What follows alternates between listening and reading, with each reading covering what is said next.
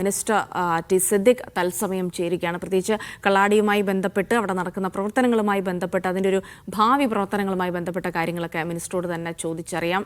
Shri T Siddique തത്സമയം ചേരുന്നുണ്ട്. Minister, സ്വാഗതം. ഏറ്റവും പ്രധാനമായി താങ്കൾ ഇന്ന് വളരെ തിരക്ക് പിടിച്ചൊരു ദിവസത്തിലാണ് എന്ന് തന്നെ അറിയാം. അതുകൊണ്ട് തന്നെ പലതരത്തിലുള്ള ഏകോപനവും മറ്റു കാര്യങ്ങളൊക്കെ നടത്തേണ്ടതുണ്ട് എന്ന് കൂടി അറിയാം. ഇന്നിപ്പോൾ ഏറ്റവും പ്രധാനമായിട്ട് 4 സോണുകളായി അവിടെ തെരച്ചിൽ നടത്തുന്നുണ്ട് എന്നുള്ള വിവരങ്ങളാണ് അറിയാൻ കഴിയുന്നത്. ഈ തെരച്ചിലുമായി ബന്ധപ്പെട്ട് എന്തൊക്കെയാണ് ഇന്ന് ഏറ്റവും പ്രധാനമായി പങ്കുവയ്ക്കാനുള്ള വിവരങ്ങൾ?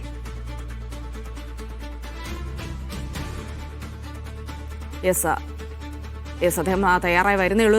മിനിസ്റ്റർ, താങ്കൾക്ക് കേൾക്കാമെങ്കിൽ ഏറ്റവും പ്രധാനമായിട്ട് അവിടെ ഇന്നിപ്പോൾ തിരച്ചിൽ നടക്കുന്നു. അതിൽ തന്നെ ആളുകൾ പറയുന്നത് 3-ാം സോണിലാണ്, പ്രത്യേകിച്ച് പുഴയോട് ചേർന്നുള്ള 3-ാം സോണിലാണ് വലിയ തരത്തിലൊരു തിരച്ചിൽ ആവശ്യമുള്ളത് എന്നാണ്. അപ്പോൾ ഇന്നത്തെ തിരച്ചിൽ എങ്ങനെയൊക്കെയാണ് മിനിസ്റ്റർ?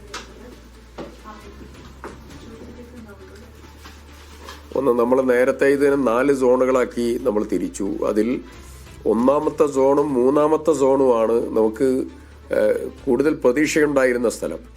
അതിൽ 1-ാമത്തെ സോണിൻ്റെ ഒരു നല്ല രീതിയിലുള്ള സെർച്ചിങ് ഇന്നലെ നടന്നു.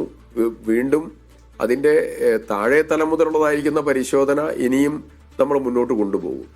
മറ്റൊരു കാര്യം, 3-ാമത്തെ സോണിൽ ഇപ്പോൾ NDRF സംഘവും പോലീസും ഇതിൻ്റെ ഒരു വീഡിയോ മുഴുവൻ ഇറങ്ങിയതായിരിക്കുന്ന പല കോണുകളിൽ നിന്നുള്ളതായിരിക്കുന്ന വീഡിയോസ് മുഴുവൻ എടുത്തൊരു പരിശോധന നടത്തി.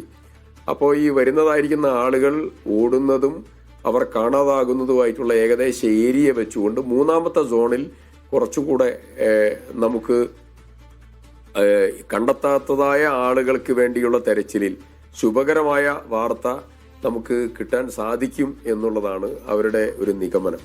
അപ്പോൾ അത് 3-ാമത്തെ സോണിലെ സെർച്ചിങ് ആരംഭിച്ചു, പക്ഷെ പൂർണ്ണതയിലേക്ക് എത്തിയിട്ടില്ല, ഭാഗികമായിട്ടാണ്. അപ്പോൾ ഇന്ന് 2 കാര്യങ്ങളാണ്. ഒന്ന്, 3-ാമത്തെ സോണിലെ നല്ല രീതിയിലുള്ള പരിശോധന. ഇന്നലെ കാലാവസ്ഥ മോശമായതുകൊണ്ട് നമുക്ക് ലൈവായ ആളുകളെ കണ്ടെത്താനും കെഡാവർ ഡോഗ്സ് ഉൾപ്പെടെ ഉപയോഗപ്പെടുത്തിക്കൊണ്ട് മരിച്ച ആളുകളെ കണ്ടെത്താനുമുള്ള ഓപ്പറേഷൻസ് വളരെ ദുർബലമായിരുന്നു. കുറച്ച് സമയത്ത് മാത്രമേ നമുക്ക് നടത്താൻ പറ്റിയിട്ടുള്ളൂ. പിന്നെ ഇടയ്ക്ക് നമുക്ക് മൂടൽമഞ്ഞിൻ്റെ പ്രശ്നമുണ്ടായി.